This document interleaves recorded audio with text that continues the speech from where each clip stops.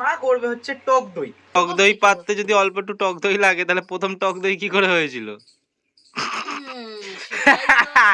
তো দেখো বন্ধুরা পায়ের অবস্থাটা কি, এই দেখো সব চাপা চুপা দেওয়া। এই আমার রেড মলি ইয়েলো মলি সব বাচ্চা দিয়েছে, বুঝতে পারলাম না কেন এরকম হয়েছে, যে নোনা ধরে গেছে। হ্যালো, ওয়েলকাম টু কুনাল পাত্র ব্লগস। কেমন আছো সবাই? আশা করছি সবাই ভালো আছো।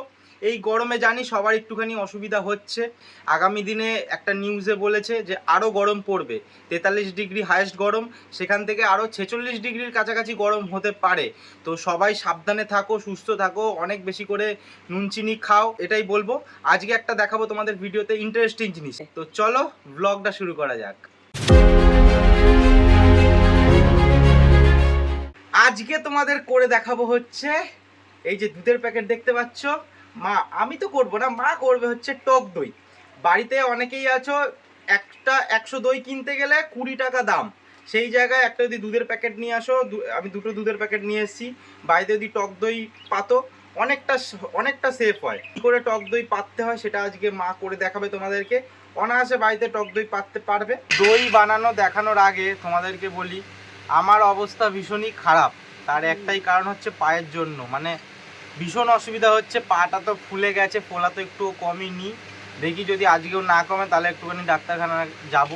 এবার মেন হচ্ছে হাতটাও ফুলেছিল, 2-3 দিন মতন ফোলা ছিল, কমেনি ফোলাটা, তারপর আস্তে আস্তে কমেছে। তো সেই জন্যই পাটাও 2 দিন হলো, সেই জন্য এখনও ফোলা কমেনি। ব্যথা তো মানে এত ব্যথা মানে বললে বোঝাতে পারবো না। আরও যখন মা কালকে রাত্রিবেলা ড্রেসিং করি, এখন তাও নর্মাল, রাত্রিবেলা কালকে যখন ড্রেসিং করিয়ে দিয়েছে তারপরেও 1 ঘন্টা মানে সেই মানে কি বলবো, কাটা পুরো একদম এই ছাগলের মতন ছটফট ছটফট করছিলাম। আর এই দেখো আমার পায়ের অবস্থা, কোথাও বেরোতেও পাচ্ছি না, কারণ জুতো পরতে হবে আর জুতোও পরতে পাচ্ছি না। এইবার মা কাটছে প্যাকেট, একটুখানি নয়েজ আসছে, কিছু মনে করো না তোমরা, যে পাখাটা চলছে। কি করবে মা এটা? এই তো দুধটাকে এবারে ফোটাবো। হ্যাঁ, যা দুধ তার হাফ করব ফুটিয়ে পাউডার দুধ মিশিয়ে দেবো, দিয়ে আর একবার ফুটিয়ে রেখে দেবো, হালকা ঠান্ডা হবে, টক দইটা দিয়ে মেশাবো। অনেকে ভাবে যে ধরো দুধ ফুটিয়ে ফ্রিজে দিলেই দই হয়ে যাবে, দুধটা কিন্তু গরমেই জমে যায়, গরমেই দই হয়, তারপরে ভেতরে রাখতে হয়, তারপরে ওটা একদম ইজি। আমি দেখাতাম না, এটা দেখাচ্ছি এই কারণেই, প্রতিটা বাড়িতেই কিন্তু এটা করে প্রতিদিন খেতে পারবে। একদিন করলেই 3-4 দিন ধরে খাওয়া যায়, আবার একটু দই রেখে দিয়ে আবার করা যায়। হয়তো এই গরমের সময় যারা বয়স্করা আছে, রোজ দোকান বাজারে যেতে পারে না, দোকানে যেতে পারে না, একদিন একটু কষ্ট করে রাতে বানিয়ে রাখলে। আচ্ছা, অনেকেই আছে টক দই দিয়েই ভাত খেয়ে নেয়, সেই কারণেই টক দই খাওয়াটা ভীষণ উপকার। আর যা গরম পড়েছে এখন তো একটু করে ঘোল খাওয়া দরকারি। ছেলে টক দই খেতে ভালোবাসে না, না, যা গরম পড়েছে খাবো। আমি মিষ্টি দইটার পরের দিন করব, আর সেটাও আপনাদেরকে দেখাবো। আচ্ছা, যদি টক দই পাততে যদি অল্প একটু টক দই লাগে তাহলে প্রথম টক দই কি করে হয়েছিল? মুরগির ডিম আগে না মুরগি আগে? ওরে সাবাস, জিও জিও। আরে তোর মা তো মাটা গ্যাসে বসাক, এটা দুধটা ফুটতে থাকুক। আর অন্যদিন ঘুম থেকে উঠেই চা খাই, আজকে ঘুম থেকে উঠতে দেরি হয়ে গেছিল। আমি যদি মানে দেরি করে ঘুম থেকে উঠেছি আজকে, এবার যদি আমি তখনই চাটা খেতাম তাহলে টিফিন খাওয়া যেত না। কি হয়েছে তুই বল? মা স্কুল থেকে চলে এসে তা ঘুমাচ্ছিস? সেটাই তো বলছি, দেরি করে উঠেছি তো সেই জন্যই চা খাওয়া হয়নি। আর এই গরমে একদম সকালবেলায় যাদের চা খাওয়ার অভ্যাস আছে, আমার তো যেমন আছে, আমার নেশা বলতেই একটা জিনিসই আছে, চা।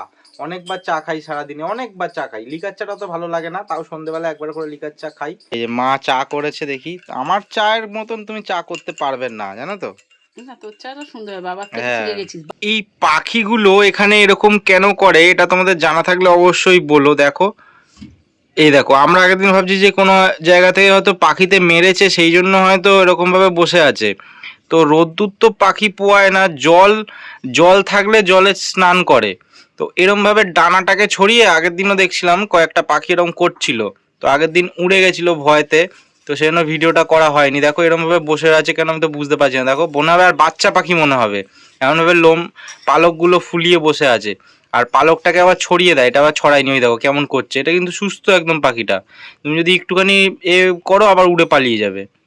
তো এরকম জানি না কেন করছে। অনেকে আছে তো পাখি পাখি ব্যাপারে জানো, আমাকে জানিও তো এরকম যদি জানো যে কি করে। এত রোদ্দুরে ভাবো, এই দেখো বসে রয়েছে এরকম ভাবে। ডানাটাকে ছড়িয়ে দেয় আবার জুম করছি বলে এই দে, ওই দে, ওই ওই দে, ওই দে, ওই পালিয়ে গেল, ওই যা যা পালিয়ে গেল, দেখছো? এইবার মা টক দইয়ের কিছু একটা করবে, টক দইতে কিছু একটা দেবে, গুঁড়ো দুধ নাকি, তো সেটা তোমাদেরকে দেখাচ্ছি। তো চলো কি করবে বলো। দেখো বন্ধুরা, যে দুধ ফুটছে, মোটামুটি অনেকটা ফুটে কমে এসছে। এবারে আমি অনেকটা গুঁড়ো দুধ নিয়ে নিয়েছি, 50 গ্রাম বা একটু কম, তার থেকে বেশি। এবার এটাকে এই দুধ দিয়েই গুলে নিয়েছি কাপে, ঘন করে। দেখো দুধটা ঘন একদম। এবারে এই দুধটা এর মধ্যে দিয়ে দেবো। তাহলে একটু মোটা হবে, তাই তো? হ্যাঁ, তাহলে তা দুধ মানে দইটা যে কাটবো চামচে করে, শক্ত থাকবে, আমি সেটাও দেখাবো। মানে তো দেখো হালকা কতটা দুধ ছিল, অনেকটা কমে গেছে। এইবার হচ্ছে টক দই দেবো। টক দই এখন মেশাবে। হ্যাঁ, এইটা এগুলো রেডি করি তাহলে। তো কমপ্লিট, দেখো এবার নিয়ে যাওয়া হচ্ছে, মা এটা নিয়ে যাচ্ছে। আর এই দুটো কমপ্লিট হয়ে গেছে, এবার জমে যাক, তারপর তোমাদেরকে দেখাবো। এই যে নিঢাক করে ঢাকা দিতে হবে, যাতে বাষ্পটা কোথাও না বেরোয়, নাড়া পড়ে নাই। যে এর উপরে আবার ভারী কিছু গরম কিছু চাপা দিতে হবে। এখানেই শেষ না, এবার দেওয়া হবে কম্বলটা ঢাকা, যাতে মেন হচ্ছে কম্বল বলে ওরকম না, যাতে ভারী কিছু না, যাতে গরম থাকে। গরম দই হচ্ছে গরমে জমে, ঠান্ডায় জমে না। তো সব চাপা চুপা দেওয়া। তো দেখো বন্ধুরা, পায়ের অবস্থাটা কি, মানে পারছে না, প্লাস্টিক বেঁধেছে, বেঁধে এই যে বাথরুমে ঢুকছে, স্নান করবে। খাওয়ার সময় তোমাদের ভিডিওটা করে দেখাতাম না, কিন্তু দেখাচ্ছি একটাই কারণ, মা দেখো কেমনভাবে খাচ্ছে, পুরো জল, পুরো মনে হচ্ছে না জল ঢালা ভাত খাচ্ছে, জল দিয়ে রাখে পান্তা ভাত, ডাল ডাল টাল সব রয়েছে, দেখো কেমনভাবে খাওয়া হচ্ছে। আর বাবা দেখো কেমন, মা কেমনভাবে খাচ্ছে। জলটা ঢেলে গন্ধটা দিলে মুখটা চটকালাম, গন্ধটা খেতে পারবো। দেখো মাকে খাবার দিতে দিলাম, পুরো খাবার কতটা ফেলে দিল দেখো। আমি মাছের দিকে তাকিয়ে আছি আর তুই আমাকে কৌটোটা ধরিয়ে দিলি। তো সেই জন্য না, যাই হোক মা তুমি ওই খাবারটাই দাও, ওটা দাও, আর তুলো না, আর তুলো না, ছেড়ে দাও। তো তোমাদের কেন দেখাচ্ছি তার একটা কারণ আছে, দাও ওখানটাতেই দাও। আর চুচু করছো কি, ওরা কি বোঝে নাকি চুচু করছো? তো তোমাদের দেখানোর কারণ একটাই, দাঁড়াও যাচ্ছি আমি, তারপর দেখাবো। তো এই দেখো, দেখতে পাচ্ছো, দাঁড়াও, হ্যাঁ আশা করি দেখতে পাচ্ছ, আমার রেড মলি, ইয়েলো মলি সব বাচ্চা দিয়েছে, আরো অনেক আছে, ঝাঁঝির মধ্যে মধ্যে ঢুকে আছে। এই একখানা রয়েছে, আমি ঠিক করে দেখতে পাচ্ছি না, তোমাদের কি দেখাবো, এই যে এই একখানা, আরো কোথায় কোথায় আছে সব। আমার পন্ডে দেখো কয়েকটা পানা দিয়েছিলাম, এই ছোট ছোট, পুরো ভর্তি হয়ে গেছে পুরো, এটাই বেশ ভালো। মানে আর এখন তো এত হয়ে গেছে, সেজন্য 1-2 দিনের মধ্যে মধ্যে যেন আরো বেশি বেশি হয়ে যাচ্ছে। তো একটা দুটোতেই এত হয়ে গেছে, আবার কিছুদিন বাদে সব তুলে দেবো, যেহেতু এই যে বাচ্চা দিয়েছে, বাচ্চাগুলোই পানার ভেতরে লোকাতে পারবে, নয়তো বড় মাছে মেরে দেবে। জিনিস বলি, দেখো পুজো তো হয়ে গেল, 1 মাস হয়ে গেল না পুজো, 15 দিনও ধরি 15 দিন মতন পুজো হয়ে গেল।